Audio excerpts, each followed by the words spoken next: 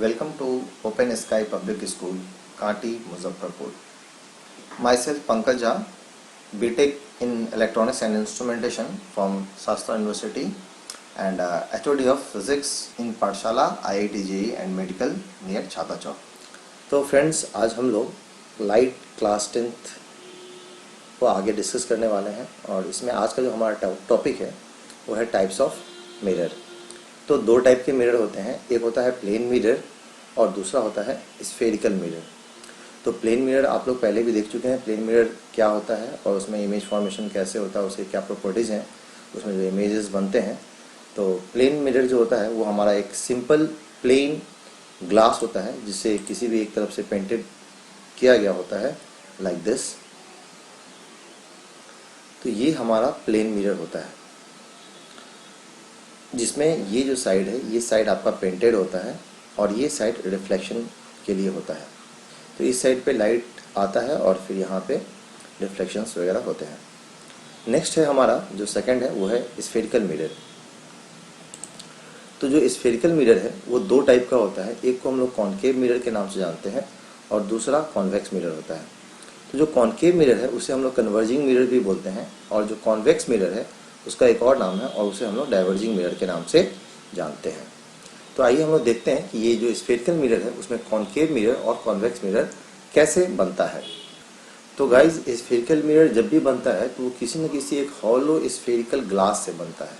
तो जैसे मान लीजिए कि ये आपका एक हॉलो स्फेरिकल ग्लास है, तो इसे किसी एक जगह से इस तरीके से हम लोग कट करके हटा लेते हैं. जैसे ही ये कट करके हटेगा तो आपके पास जो बचेगा वो कुछ इस तरीके का दिखेगा. तो ये जो कटा हुआ पार्ट है इसको हम लोग दो साइड से पेंट कर सकते हैं, एक राइट साइड से और एक लेफ्ट साइड से. तो जो अपना कॉनकेव मिरर होता है उसमें जो बाहर वाला साइड होता है स्फेरिकल ग्लास का उसे हम लोग पेंट करते हैं और ये अंदर वाला पार्ट आपका रिफ्लेक्शन के लिए होता है. ये पार्ट आपका रिफ्लेक्शन के लिए है और ये साइड आपका पेंटेड है. उसी तरीके से जो कॉन्वेक्स मिरर होता है उसमें अंदर वाले पार्ट को हम लोग पेंट करते हैं और जो बाहर वाला पार्ट होता है इसे हम लोग रिफ्लेक्शन के लिए छोड़ देते हैं. ये साइड पेंटेड है. तो गाइज इस तरीके से हमारा कॉनकेव मिरर और कॉन्वेक्स मिरर बनता है. तो ये एक स्फेरिकल ग्लास का ही पार्ट होता है जिसमें जब बाहर वाले साइड को हम लोग पेंट करते हैं तो कॉनकेव मिरर का फॉर्मेशन होता है और जब अंदर वाले पार्ट को हम लोग पेंट करते हैं तो फिर कॉन्वेक्स मिरर का फॉर्मेशन होता है. आइए देखते हैं इसमें नेक्स्ट स्फेरिकल मिरर में कुछ इंपॉर्टेंट कोऑर्डिनेट्स होते हैं, उन कोऑर्डिनेट्स को कैसे डिफाइन करते हैं. फर्स्ट ऑफ ऑल हम लोग पोल को समझेंगे, हाउ पोल इज डिफाइंड. तो फ्रेंड ये हमारा एक कॉनकेव मिरर है और इस कॉनकेव मिरर का जो सेंट्रल पार्ट होता है उसे हम लोग पोल के नाम से जानते हैं. इस पोल को हम लोग P से रिप्रेजेंट करते हैं. तो एक बार फिर से हम लोग इसको समझते हैं. तो जो भी स्फेरिकल मिरर है उसका जो ज्योमेट्रिकल सेंटर होगा उसे हम लोग पोल के नाम से जानते हैं. तो ये आपका डायग्राम एक कॉनकेव मिरर में पोल को रिप्रेजेंट कर रहा है. नेक्स्ट हम लोग कॉन्वेक्स मिरर में भी पोल को रिप्रेजेंट करते हैं. तो गाइज ये हमारा एक कॉन्वेक्स मिरर है. तो इस कॉन्वेक्स मिरर का जो ज्योमेट्रिकल सेंटर होगा जस्ट लाइक कॉनकेव मिरर, ये हमारा पोल कहलाता है. यहाँ पे पोल को हम लोग P से ही रिप्रेजेंट करेंगे. तो आइए अब हम लोग डेफिनेशन लिख लेते हैं पोल का. So the definition is geometrical centre of the spherical mirror is known as pole of the mirror. तो गाइज इस तरीके से हम लोग पोल को डिफाइन कर लिए. नेक्स्ट हम लोग डिफाइन करेंगे सेंटर ऑफ कर्वेचर. तो आइए देखते हैं सेंटर ऑफ कर्वेचर को कैसे डिफाइन करते हैं. तो गाइज सेंटर ऑफ कर्वेचर को डिफाइन करने के लिए सबसे पहले जो भी आपके पास कॉनकेव मिरर हो या कॉन्वेक्स मिरर हो तो उस मिरर को हम लोग पूरा का पूरा एक स्फीयर बना लेते हैं. तो गाइज जब कभी भी हम लोग को सेंटर ऑफ कर्वेचर डिफाइन करना होता है तो जो भी हमारे पास स्फेरिकल मिरर होता है उसे हम लोग एक कंप्लीट स्फीयर बना लेते हैं जस्ट लाइक दिस. फिर ये जो आपका स्फीयर है इस स्फीयर का ज्योमेट्रिकल सेंटर हमारा सेंटर ऑफ कर्वेचर कहलाएगा.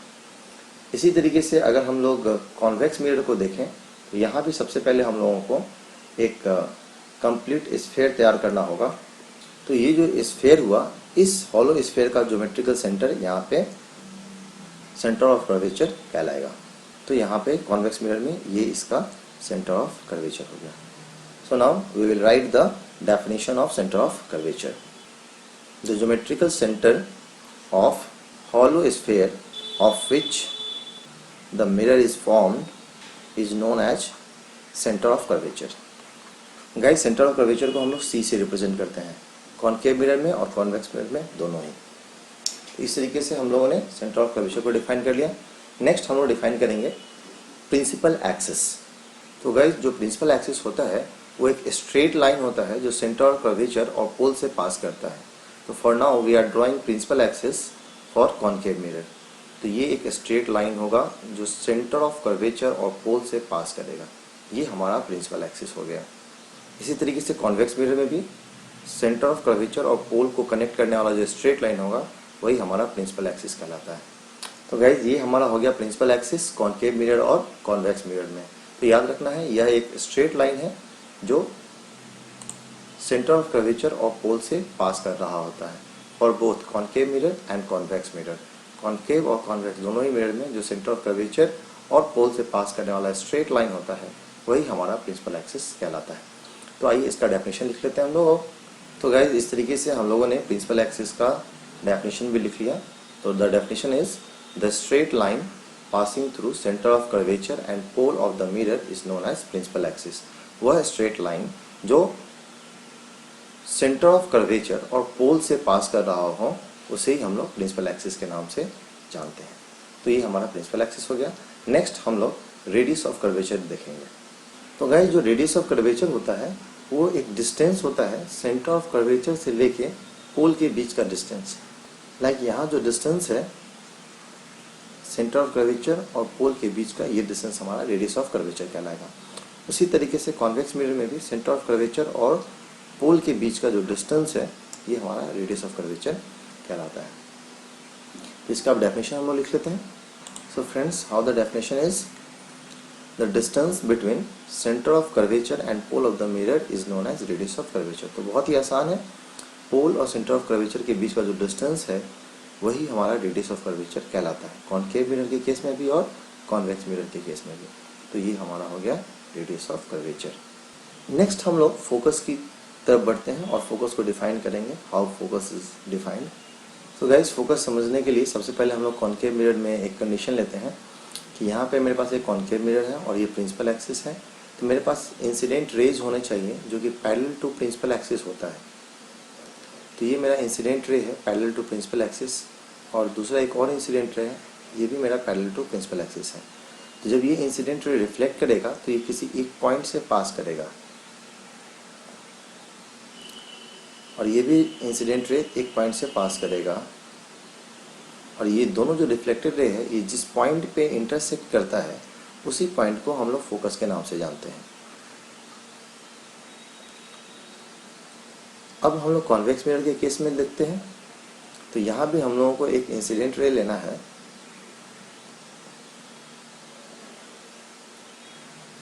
जो कि पैरेलल टू प्रिंसिपल एक्सिस होगा, और ये जब रिफ्लेक्ट करेगा तो ये कुछ इस तरीके से रिफ्लेक्ट करेगा, और ये भी इस साइड रिफ्लेक्ट करेगा। तो गाइज ये हम लोग देख पा रहे हैं कि दोनों ही रिफ्लेक्टेड रे, ये और ये, आगे जाके कहीं भी मिलने वाला नहीं है क्योंकि ये दोनों एक दूसरे से दूर जा रहा है।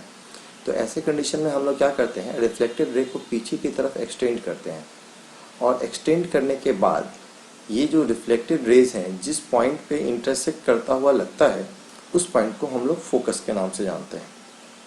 तो गाइस डेफिनेशन ये हो गया मेरा फोकस का कि incident rays coming parallel to the principal axis meet at a single point after reflection. तो जिस पॉइंट पे ये मीट करता है उसी पॉइंट को हम लोग फोकस के नाम से जानते हैं। या फिर incident rays coming parallel to the principal axis appears to meet at a point after reflection, तो उस पॉइंट को हम लोग फोकस के नाम से जानते हैं। तो appears to meet हमारा कॉन्वेक्स मिरर के केस में होता है और एक्चुअल में मीट मेरा कॉनकेव मिरर के केस में होता है। तो इस तरीके से फोकस का डेफिनेशन हम लोग जब लिखेंगे तो इस बात का ध्यान रखेंगे कि एक तो एक्चुअल में मीट होगा और दूसरा मेरा appears to meet होगा। तो आइए अब हम लोग फोकस का डेफिनेशन लिख लें। The incident rays coming parallel to the principal axis meet or appears to meet at a single point. This point is known as focus. तो गाइस फोकस का डेफिनेशन बहुत ही इंपॉर्टेंट है, ये कई बार एग्जाम में भी पूछा जाता है, तो आप लोगों को याद रखना है कि फोकस का डेफिनेशन क्या है। और उसे समझना भी है कि फोकस को कैसे डिफाइन किया जाता है। तो समझने में आपको हमेशा याद रखना है कि हमारे पास इंसिडेंट रेज होने चाहिए जो कि पैरेलल टू प्रिंसिपल एक्सिस है। देख लीजिए ये जो इंसिडेंट रे है और दूसरा ये जो इंसिडेंट रे है, ये दोनों ही पैरेलल है प्रिंसिपल एक्सिस के, और इस कारण से जब ये रिफ्लेक्ट करेगा दोनों ही इंसिडेंट रे, तो आफ्टर रिफ्लेक्शन किसी एक सिंगल पॉइंट पे मीट करेगा। तो ये जो सिंगल पॉइंट है, इसी पॉइंट को हम लोग फोकस के नाम से जानते हैं। और कॉन्वेक्स मिरर में ये रिफ्लेक्ट करने के बाद एक दूसरे से दूर जाएगा, तो दूर जाने वाले रेस को हम लोग पीछे की तरफ एक्सटेंड करते हैं।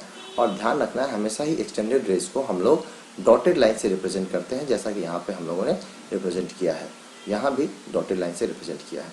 तो जब इन दोनों ही डॉटेड रेस को हम लोग एक्सटेंड करेंगे तो ये भी किसी एक पॉइंट पे मिल जाएगा। तो ये जो पॉइंट है इसे हम लोग बोलेंगे अपीयर्स टू मीट।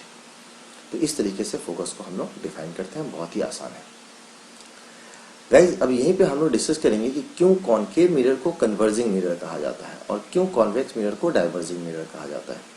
तो फ्रेंड्स, इसका बहुत ही आसान आंसर है कि जब कॉनकेव मिरर के केस में incident ray parallel to principal axis होते हैं, तो आफ्टर रिफ्लेक्शन ये दोनों ही रे कन्वर्ज करता है। आप देख सकते हैं ये जो रिफ्लेक्टेड रे हैं, ये और ये एक पॉइंट पे आके कन्वर्ज किया।